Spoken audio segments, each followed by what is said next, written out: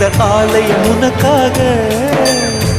வானில் ஒரு புயல் மழை வந்தால் அழகே என்னை எங்கனம் காப்பாய். கண்ணே உன்னை என் கண்ணில் வைத்து இமைகள் எனும் கதவுகள் அடைப்பேன். நான் சத்தியம் செய்யவா?